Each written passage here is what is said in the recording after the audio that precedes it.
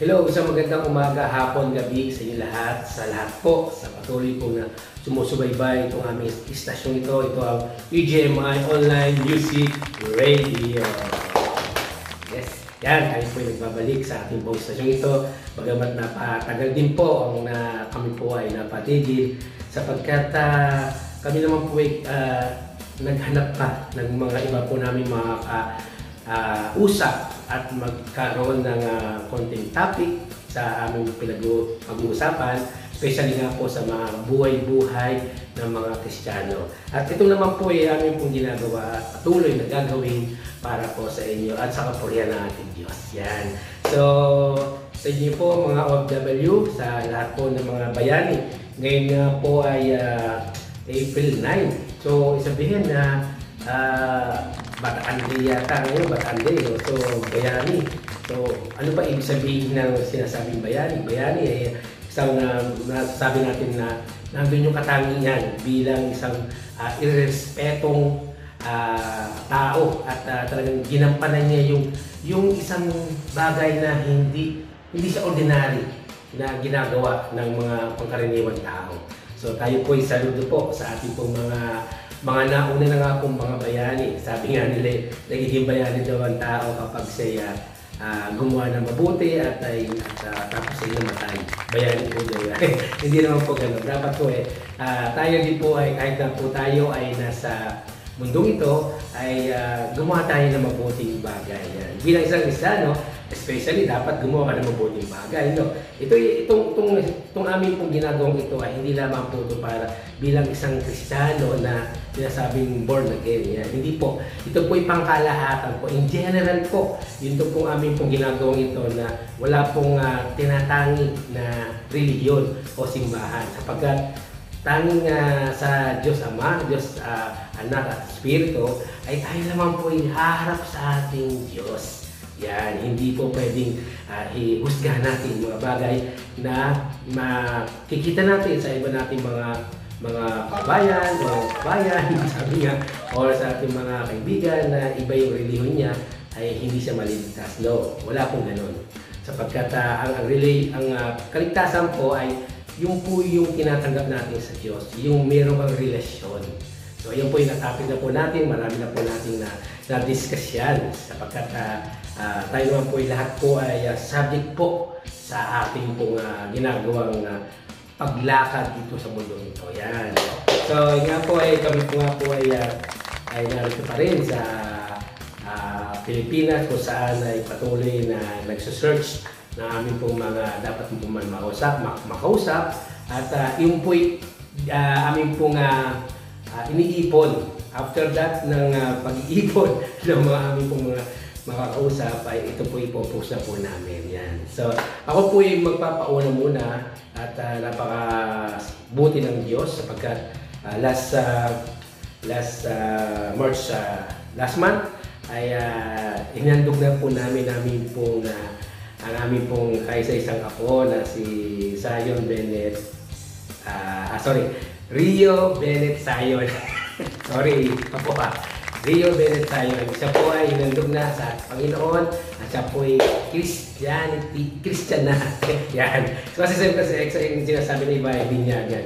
Pero ito po ay paghahandog ng bata sa ating Panginoon. Ibig sabihin siya po ay welcome to the world of Christian. Yan. So, welcome sa aking apo na talagang nakakatuwa, nakaka-bless. Dahil ilang linggo na po kami rito, ay patuloy na nakakasama po namin ang aming apo. At nakaka-inganyo sapagkat, alam mo yun, yung siyempre, ikaw na ano ka sa anak mo, either na daughter o son, tapos nagkaanak, tapos nagkaroon na po. So, di ba? Kapakasaya. So, ganun po yung kaluguran na kagalakan na aking pong naranasan. At I believe naman kayo naman po, especially yung mga OFW, na namimiss na po yung mga apo. Yung mga apo nyo, no? So, tawag ka agad, cellphone, ano agad, video call ka agad. Yan, pagka namimiss yung mga apo. Sabi nga hindi na rin napupunta doon sa anak yung pagmamahal. Hindi na po napupunta sa apo. Hindi naman. Kumbaga sa mas na-enjoy lang ng magulang o yung mga tinatawag na lolo at lola, yung kanilang pong ginagawang pagbibigay ng importansya yan sa kanya po nga po. Siyempre, bata yun kaya kailangan po. So yun po mga kaprox, at kami po ay nagpapasalamat sa inyo po sa patuloy niyo pong pagsuporta sa aming pong sesyon ito. Tayo po ay going up.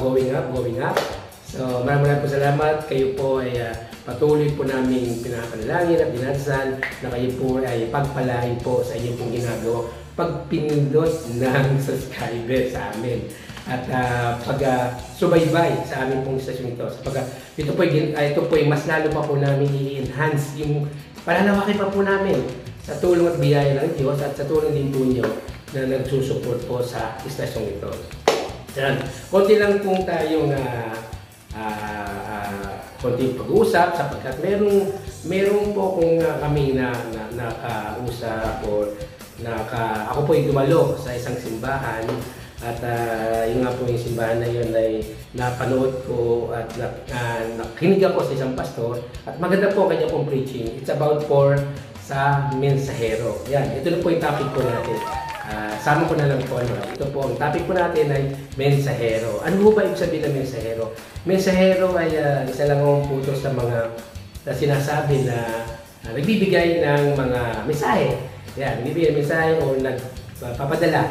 So siguro kung panahon-panahon ay mga nagpapadala ng sulat, yan, mga mensahero yan, nagpapadala ng mga bawa, hindi pa usong sulat ay by sabi lang, pupunta roon, sasabihin, mensahe. So, ganun din po, panahon ng ating pong bago pumunta ang pumarito ang ating Diyos na ating Panginoong Hesus ay nagpadala ng mensahero yung ang ating pong Panginoon na yun po si Gabriel. Yan, na nagpadala sa mensahe sa mag-asawa na si Mary at si Joseph at sa mga tatlong hari. Yan. At I believe sa mga iba pa pong mga nangyari pa doon sa lumang tipan at sa bagong tipan ay nagkaroon po ng mga mensahero galing sa langit. So, yun po yung aking pong binabanggit na mensahero.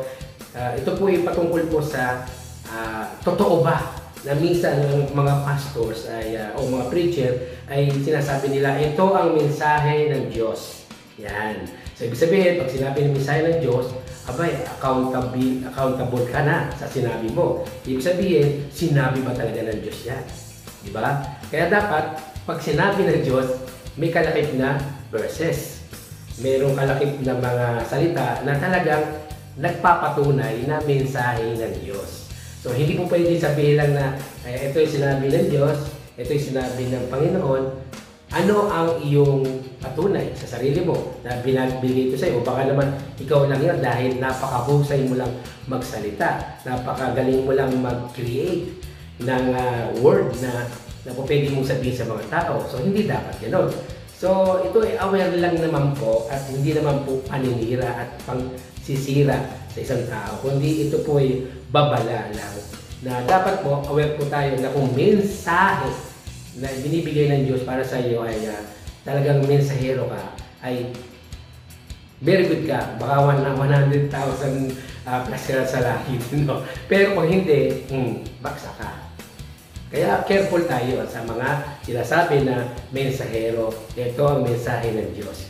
So, ibig sabihin, dapat nga lagi may kalakip na salita ng Diyos, hindi yung verses na yung sa Biblia na nagmumula para maunawaan ng makikinig at hindi magaling magsalita. Kasi hindi naman tayo politiko, hindi naman tayo nagbebenta ng lupa't bahay, hindi tayo sales stock man, sales stock woman, o basta ganon.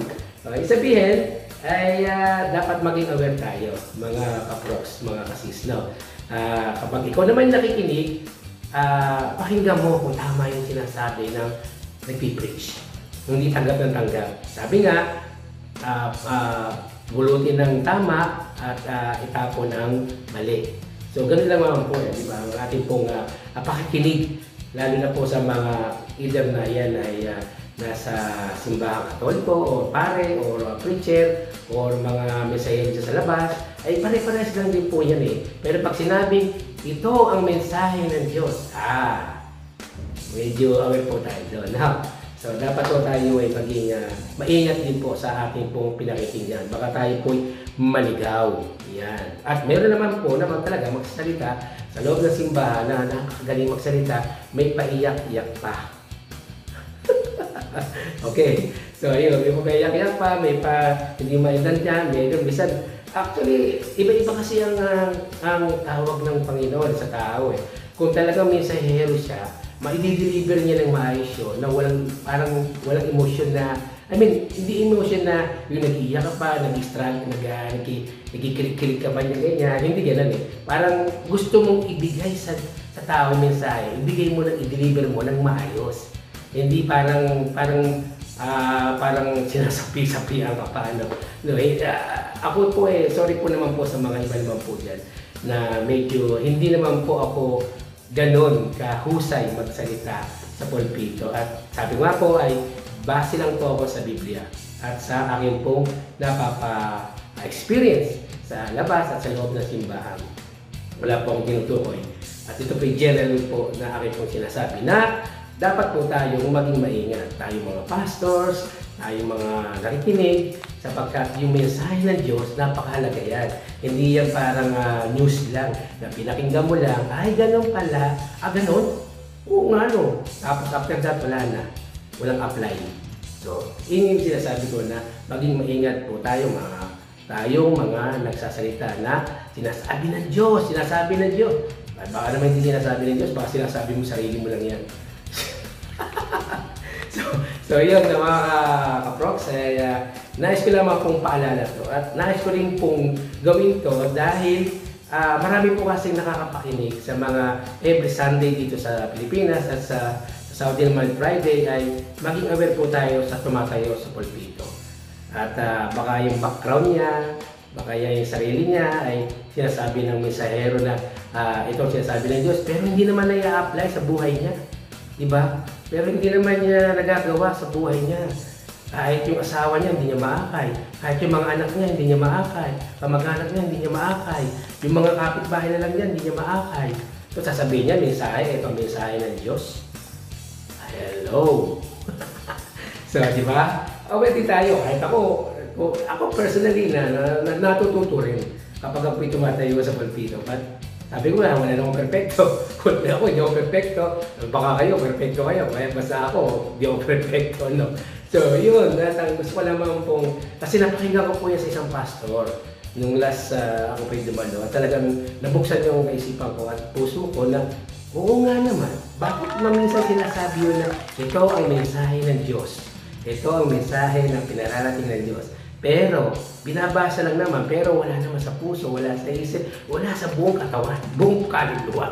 So, paano masasabing galing sa mensahe ng Diyos? Yung sarili mo, pagdating mo nga doon, mura-mura ka na pag-uwi mo sa bahay O diba? Tapos may galit ka sa kapwa mo, hindi mo pinapansin. O diba? Binablock mo sa Facebook. O, ano yun? Mensahe ba yun? Tapos sasabihin mo doon sa mga mensahe mo doon, nakikipatol ka sa mga labanan ng mga politiko ngayon. Dapat ikaw, balanse ka lang, relax ka lang. Dito sa gitna, manalangin ka para sa iba. Hindi yung titirahin yung hindi sumasakayon sa gusto mo. Kristiyano ka, Brad, Kristiyano ka, sis. Diba? Hindi ka dapat mas mangibabaw doon sa na makakasakit ka rin ng kapwa mo. Okay, fine. Kaya natin makihalubilo sa politika. Pero, tandaan po natin na tayo po yung mga Kristiyano na tagapamagitan, ambassador ka ng Diyos.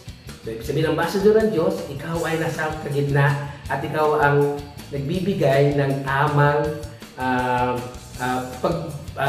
pagsasaayos ng lahat, hindi panggugulo. Diba? So, pero pagka ganyan ang ginagawa mo, ay ikaw na yan. Wala na akong magagawa dyan kasi desisyon mo yan eh. Kahit ako gusto ko man magsalita, ang ginagawa ko na lang, pinapanalangin ko siya, Pinapanalangin ko kung sino yung dapat panalangin. Now, at sabi ko nga sa inyo, hindi tayo perfecto, hindi rin ako perfecto. So, yun po mga kaproks, mga kasis. At talagang napakasarap po na tayo po ay lagi pong nakikinig ng tamang salita ng Diyos. Hindi yung gawa-gawa lang, gawi-gawi lang, para lang sama-sama lang together. Tapos magsasalita lang, wow, ang galing, di ba? Galing yun eh. Tapos sasabihin mo ito mensahe ng Diyos, ito sinabi ng Diyos, pero wala naman siyang prueba na ito ay galing sa Diyos. Ito ay galing mo sa wisdom mo. Kaya po ganun po tayo. Aware po tayo mga kaproks, mga kasis, no? At tayo rin po tayo sa mga nakikinig. Aware din po tayo sa lahat. Yan. So ito po yung aking pong verse for today. Yan. So nung mga di na po ako nakapag-verse eh. Sabi nga dito, mga kaproks, mga mag-ingat kayo sa mga bulaang propeta na nagsisilapit sa inyo na may damit tupa. Dadapot sa loob ay mga lobo na ninila. Ay, totoo yan. Totoo yan. Mga magaling magsuot ng damit, naka-long sleeve pa, naka-Amerikana pa. Ay, tapos pagdating naman sa pananalita, ang galing, pero nasa iba pala yung kanyang motibo. Totoo yun, ha? Hindi ko na po pala lakihin yun sapagkat marami pong ganyan. Ang sabi ko lang po, aware po tayo, makinig, kung tama ay pulutin, kung mali, itapon. Okay? So ito po ang quote for today. Yan. Ay, ganda nito quote for today natin, mga bro. Ito sabi nga, makinig ha. Mas mahalaga ang tingin sa iyo ng Diyos kaysa sa tingin ng ibang mga tao sa iyo. Totoo naman, di ba? Mas maigi po tingnan ka ng Panginoon kaysa yung ibang tao na tinitingin sa iyo na mula ulo hanggang paa, eh wala naman din na itutulong, di ba? So, I mean, mas maigi pa tayo na mas lumapit tayo sa Panginoon kaysa sa tao na lumapit na parang sinasabi mo sa iyo magsi-savior sa iyo. Yan. Mali yun. So, ayun po mga kabroks, mga kasisa, sa mixing natin pag-uusap na may meron po kayo konti lamang pong natutunan. Hindi naman pong malawak na konti lamang po sana. Ito'y babala naman po sa ating po, especially tayo pong nakikinig sa mga pastors, sa mga propeta, sa ating mga pinakinggan ay dapat po tayo maging aware sa ating pong ginagawa. Yun.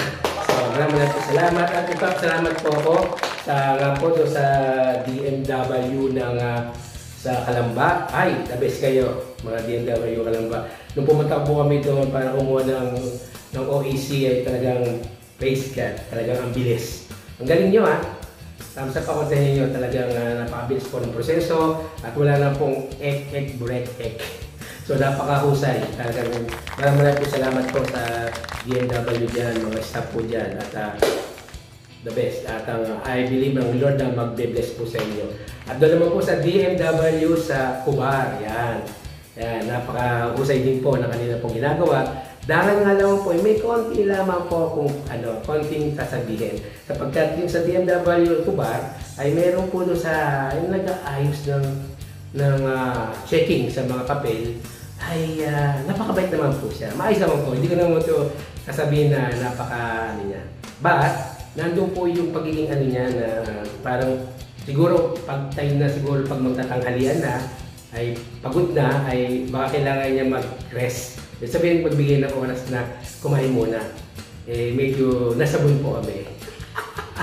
Hindi po kasi doon time na sabi na kulang po yung papel ko ng Xerox ay pwede naman yung in-approach naman po niya ako na pa-Xerox mo to, kailangan to. Kami naman po lumabas. At para magpa-Xerox, nung bumalik po ako, pumila po ulit ako kasi ayaw niya lang yung mag-interrupt eh. So pumila po ako kasi ayoko naman din pong maging parang bastos na pumila ulit ako. Then pagpila ko, after mga 3 o pang-4 na o pang-5, mga ganun. Then nakita niya ako, ikaw na naman, sabi sa akin, ikaw na naman. Sabi ko, hindi na lang po ako kumibo. Yan, hindi po ako kumibo sapagkat maaaring inisip ko na lang baka po ipagod na siya, kailangan niya mag-break, kailangan niya muna kumain, pero hindi siya approachable. Yan, parang hindi siya maganda makipagsalitaan. Pero sabi ko nga po ay maganda po ang DMW sa Kuban. Siguro yung taong po yun ay sana po ay baguhin mo lang yung wording na ikaw na naman. Eh wala naman po kami choice kailangan po kami pumunta dyan. At ikaw ang aming hanapin. So hindi ko na lang po siya sasabihin dahil for protection na rin po sa kanya na huwag naman po siyang ay ako naman po pinalabas ko na lang po yun. Sapagkat ang Diyos naman po ang siyang nagbibigay sa atin ng mahabang pasensya. At I believe siya rin po ay mabibigyan din ng maayos pong pagkikipag-usap sa OFW gaya po natin. No?